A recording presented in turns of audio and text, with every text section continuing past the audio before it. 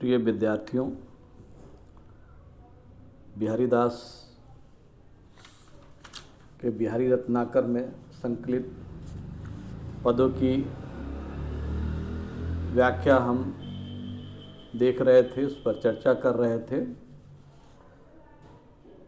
आगे जो है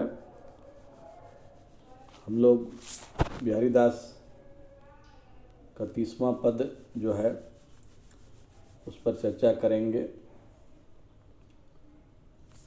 चमचमात चंचल नयन बीच घूंघट पटझीन, मानहु सुर सरिता विमल जल उछरत जुगमीन। यहाँ चमचमात चमकने के अर्थ में है। चंचल नयन बीच घूंघट पटझीन, झीन मतलब होता है पतला महीन। सुर सरिता शब्द जो है वो गंगा नदी के लिए आया है। जुग जुगल यानी दो अर्थ में, मीन मछली के अर्थ में है। अपने इस पद में बिहारी दास जी जो है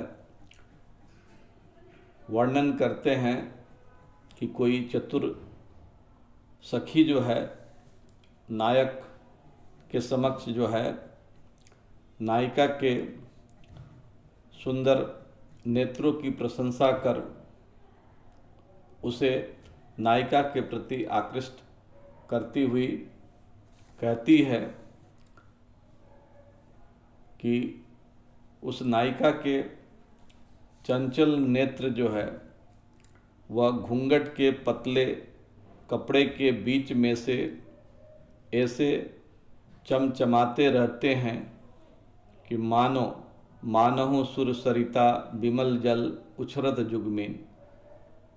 ऐसा लगता है मानो गंगा नदी की स्वच्छ जल राशि के बीच दो मछलियां उछल कूद कर रही हैं। अगला पद, पिए कै ध्यान गही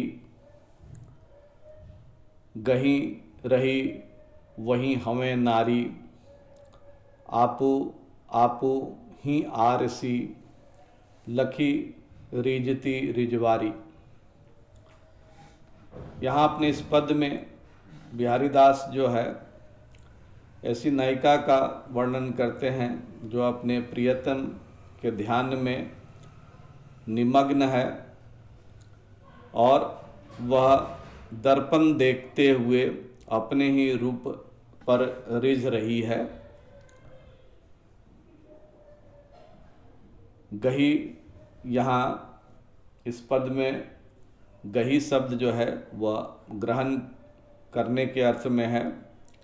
ग्रस्त होकर, आरसी मतलब दर्पण, रिजवारी मतलब रूप गुण पर रिझने की योग्यता रखने वाली नायिका के अर्थ में इसका प्रयोग हुआ है। यहाँ कोई सखी जो है कवि वर्णन करता है कि एक सखी दूसरी सखी से कहती है कि पिए के ध्यान गही गही रही वही है नारी। वह नायिका जो है वह अपने प्रियतम के ध्यान में निमग्न रहकर उसके साथ एकाकार हो गई है, तन्मय और तदाकार हो गई है। अब वह रिजवारी यानी कि रूप गुण पर रिझने की योग्यता रखने वाली नायिका जो है जब दर्पण के सम्मुख जाती है, आपू आपू ही आरसी लखी रिझती रिजवारी। जब वह दर्पण के सम्मुख जाती है तो स्वयं के रूप को प्रियतम का रूप मानकर उसी पर रिझ उठती है। अत्यधिक विरह व्यथा के कारण जड़ता दशा होने से नायिका जो है ऐसा करती है। अगला पद 32वां पद है। अनियारे दीर्घ द्रिगनु किति नसरुनी समान, वह चितवनी औरें कछु जिहि बस होत सुजान। यहाँ अपने इस पद में जो है कवि बिहारी दास जो है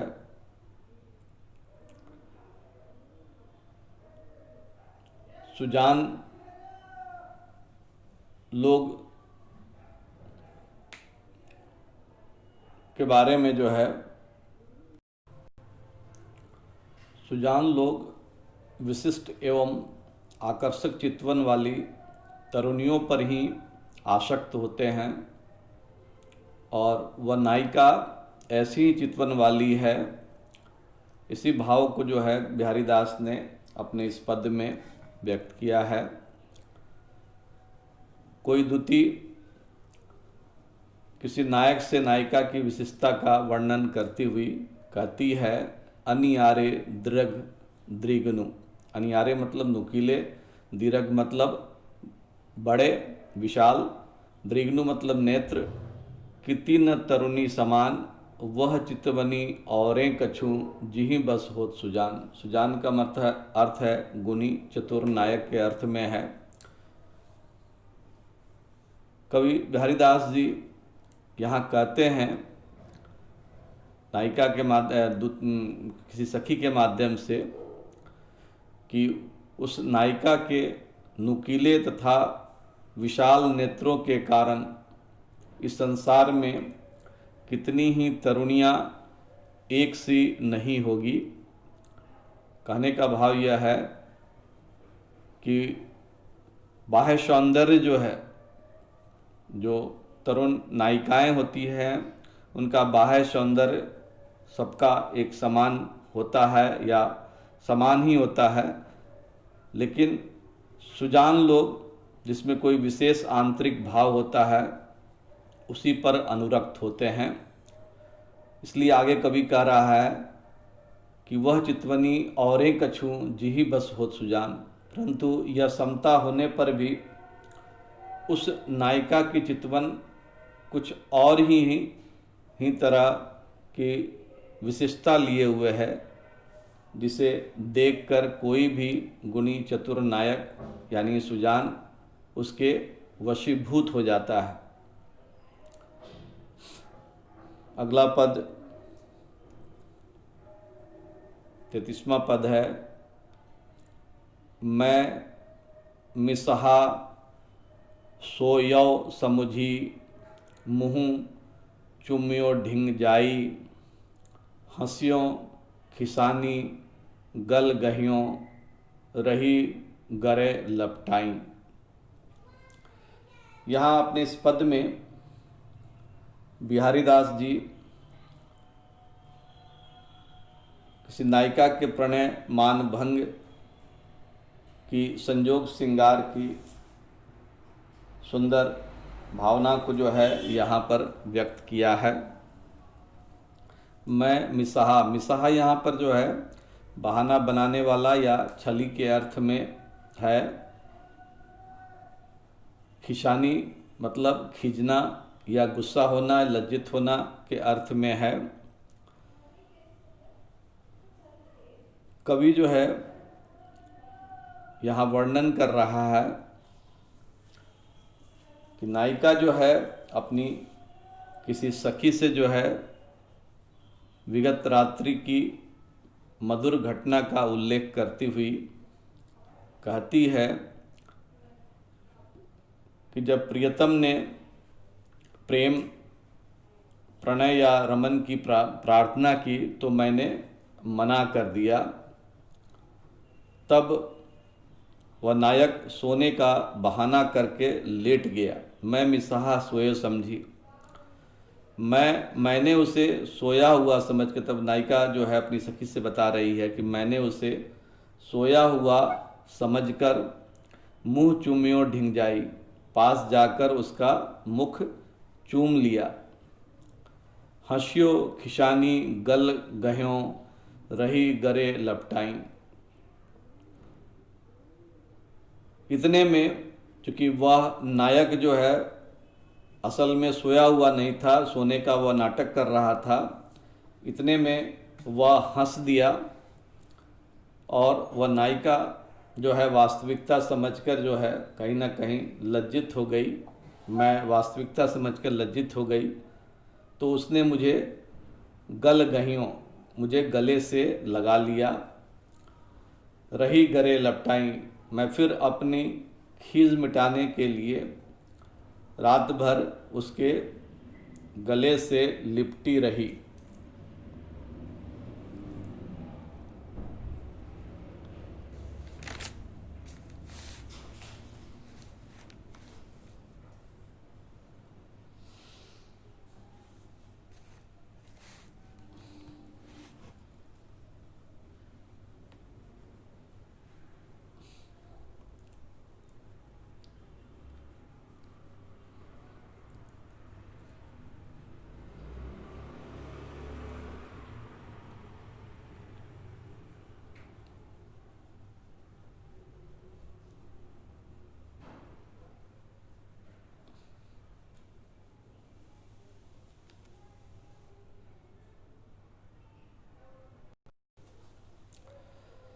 अगला पद 34वां पद पढ़ेंगे, इसका अर्थ जानेंगे। सघन कुंज छाया सुखद शीतल मंद समीर, मनु हवें जातु अजौं वह उही जमुना के तीर।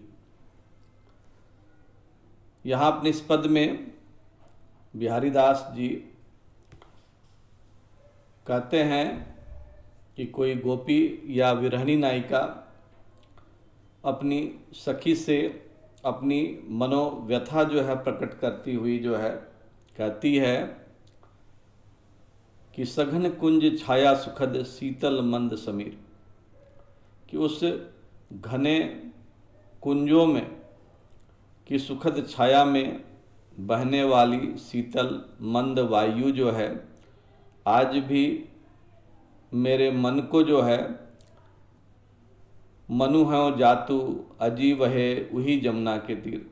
कह रहे हैं कि उस घने कुंजों की सुखद छाया में बहने वाली शीतल मंद वायु आज भी मेरे मन को यमुना के उन्हीं तट प्रांतों यानी किनारों की ओर ले जाती है जहाँ मैंने पूर्व में अपने प्रियतम नायक श्री कृष्ण के साथ रमन किया था। विरह व्यथा में विरहणी के लिए सघन कुंजों की छाया तथा शीतल समीर भी जो है कष्टदायी एवं संताप बढ़ाने वाली हो जाती है, किंतु प्रियतम का स्मरण ध्यान होने पर वे सुखद एवं आकर्षक लगते हैं। इसी बात को कवि ने अपने इस पद में बताया है।